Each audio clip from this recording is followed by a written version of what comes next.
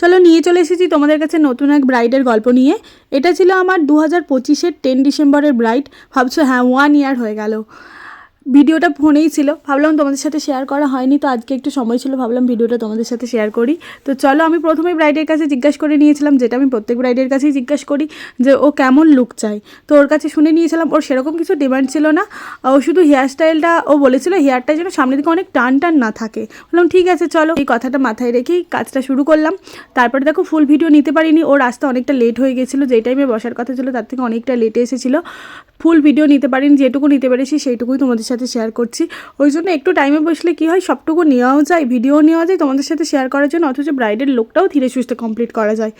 তো চলো, এই হলো ব্রাইডের ফুল লুক, তো প্রায় শেষের দিকে কমপ্লিট হয়ে গেছে। এবার চলো ওর কাছ থেকে তো একবার শুনেই নেবো যে ফুল লুকটা কমপ্লিট হওয়ার পর ওর কেমন লেগেছে, আমিও শুনি তোমরাও শোনো। আজকের আমার রিয়েল ব্রাইড হচ্ছে পিউ। বলো পিউ। খুব ভালো লেগেছে, আমি যেমন চেয়েছিলাম তুমি ঠিক তেমনই সাজিয়ে দিয়েছো। একদম মনের মতো হয়েছে, একদম মনের মতো। হ্যাপি? হ্যাঁ একদম হ্যাপি।